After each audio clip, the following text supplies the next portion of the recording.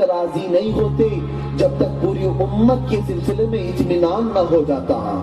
اللہ کے رسول صلی اللہ علیہ وسلم مدینہ طیبہ میں دعائیں فرمائی ہیں اس امت کے لیے۔ آج بھی مسجد اجابہ مدینہ میں موجود، وہاں جا کر شہر مدینہ سے تھوڑے سے باہر نکل کر ایک کھلے آسمان کے پاس نماز ادا کی، دعا کرتے مولا میری امت کو بھوک سے بچا لے، عام بھوک کی بیماری میں نہ مبتلا کر۔ رب العالمین کی طرف سے جواب آیا، یہ دعا قبول کر لی گئی، آپ کی امت کو عام بھوک میں نہیں ڈالا جائے گا۔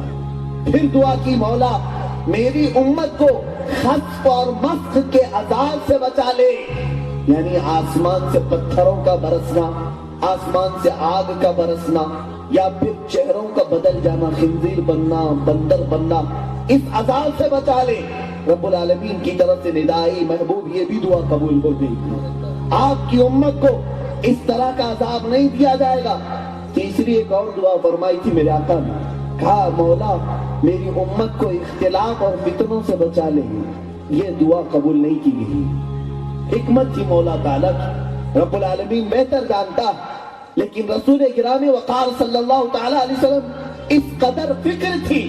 ہمیشہ ہم نے دیکھا ہے اللہ اکبر، ایک مرتبہ شہد پیش کیا گیا ہے، حضور صلی اللہ تعالیٰ علیہ وسلم پیالے سے شہد کھانا چاہ رہے تھے، اور تھوڑی دیر دیکھا صحابہ فرماتے شہد منہ سے قریب لے گئے، پھر مکھیوں کو کچھ ہٹانے لگے، مکھیاں تھی نہیں، ہاتھ سے ہٹا رہے تھے، پیالہ دور کر دیا، پھر تھوڑی دیر کے بعد شہد کا پیالہ منہ کے قریب کیا، پھر اس طرح دور دور ہٹا رہے تھے کسی چیز کو، کون سی چیز ہٹا رہے تھے پتہ نہیں، پھر پیالے کو دور کیا، تیسری مرتبہ پھر اٹھایا، اور آپ کی آنکھوں سے آنسو نکل آئے، پیالہ زمین پر چھوڑ دیا، شہد نہیں کھایا، شہد کو نوش نہیں فرمایا۔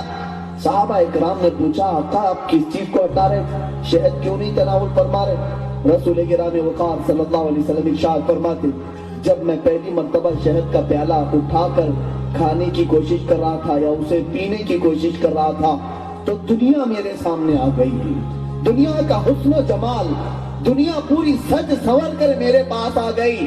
کہا آقا مجھے قبول کر لیجیے، میں نے اسے دھکا دے کر دور کر دیا، نہیں مجھے دنیا نہیں چاہیے، اس کا حسن و جمال نہیں چاہیے، دنیا دور ہو گئی۔ میں پھر دوسری مرتبہ شہد کا پیالہ منہ سے قریب کیا تو دنیا اپنی پوری دولت کے انبار سونے اور جواہرات کو لے کر میرے سامنے آ گئی۔ کہا آقا یہ تو قبول کر لیجئے، پہلی مرتبہ حسن و جمال کو لے کر آئی تھی، دوسری مرتبہ دولت و مال کو لے کر آئی۔ رسول گرامی وقار صلی اللہ علیہ وسلم فرماتے میں نے اپنے ہاتھوں سے اس کو بھی ہٹا دیا، دور کر دیا، مجھے نہ مال کی ضرورت ہے نہ جمال کی، دونوں کو دور کر دیا۔ پھر شہد کھانا چاہتا تھا کہ دنیا تیسری مرتبہ میرے سامنے آئی، کہنے لگی آقا آج آپ نے تو اپنے ہاتھوں سے ہٹا دیا ہے، لیکن کل آپ کی امت اس طرح نہیں کر پائے گی، وہ مجھے قبول کرے گی اور آپ کو ٹھوکر مار دے گی۔ کس دنیا کی بات پر میرے آقا صلی اللہ علیہ وسلم کی آنکھوں میں آنسو آ گئے۔ کیا یہ حقیقت ہے مسلمانوں؟ کیا اس بات میں دم ہے؟ حدیث پاک کے الفاظ ہیں، یقیناً آج حالات تو ایسی ہی بتا رہے ہیں، ہم نے ہر چیز کو قبول کر لیا ہے، ہر چیز کو پسند کر لیا ہے، ہر چیز کو گلے لگا لیا ہے۔ اگر ہم نے کسی کو گلے نہیں لگایا تو مصطفیٰ کریم کے اخلاق کو، رسول گرامی وقار صلی اللہ علیہ وسلم کی سنتوں کو آج ہمیں نفرت ہے۔ آج اللہ کے حبیب صلی اللہ علیہ وسلم کی شکل والوں سے نفرت کرتے ہیں، اور آج ان کے لباس سے نفرت، ان کے کھانوں سے نفرت، ان کے طور طریقے سے نفرت۔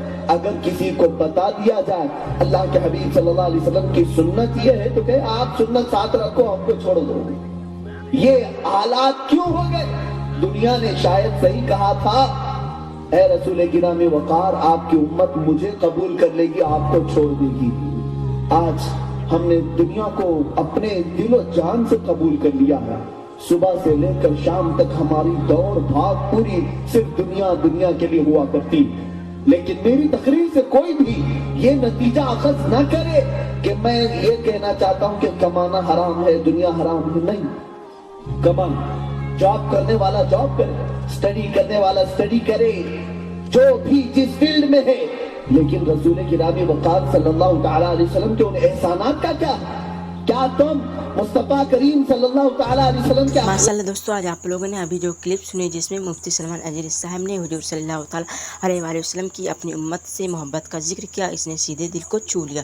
سلمان اجری صاحب جب بھی اس موجود پر بولتے ہیں تو رونگٹے کھڑے ہو جاتے ہیں۔ آج ہمارا ٹاپک یہی ہے کہ ہمارے نبی کریم صلی اللہ تعالیٰ علیہ وآلہ وسلم نے اپنی امت کے لیے کیا کیا قربانیاں دی اور ہم سے کتنی محبت کی۔ جیسا کہ اجری صاحب نے فرمایا، دنیا کا ہر نبی اپنے امت کے لیے دعا کرتا ہے، لیکن ہمارے نبی کریم صلی اللہ تعالیٰ علیہ وآلہ وسلم اپنی خاص دعا قیامت کے دن اور اپنی گنہگار امت کی سفارش کے لیے بچا کر رکھے۔ ذرا سوچیے، حضور صلی اللہ تعالیٰ علیہ وآلہ وسلم راتوں کو اٹھ کر راتوں کو لمبی لمبی نمازیں پڑھتے تھے، یہاں تک کہ آپ کے مبارک پیروں میں سوجن آ جاتی تھی۔ اس لیے صرف ہمارے لیے جب بھی آپ سجدے میں جاتے تو آپ کی زبان سے ایک ہی لفظ ہوتا، یا ربی امتی، یا ربی امتی، میرے رب میری امت کو بخش دے۔ آج ایسے نبی کی امت ہو کر بھی دین سے دور ہیں، جبکہ ہمارے نبی نے ہمیں کبھی نہیں بلایا۔ سلمان اجری صاحب کی تقریر ہمیں جھکجھولنے کے لیے کافی ہے۔ حضور نے ہر وقت ہر موڑ پر اپنی امت کے لیے بھلائی کی دعا کی۔ اب یہ ہمارا فرض ہے کہ ہم اپنی سنتوں پر چلیں، نمازوں کی پابندی کریں اور ان پر کثرت سے درود بھیجیں۔ اللہ ہمیں اپنے نبی کریم صلی اللہ تعالیٰ علیہ وسلم سے سچا محبت فرمائے۔ دوستو، آپ لوگوں کو تقریر کیسی لگی آپ لائک کمنٹ باکس میں ضرور دیں۔ ملتے ہیں کسی اور نیکسٹ ویڈیو کے ساتھ۔ السلام۔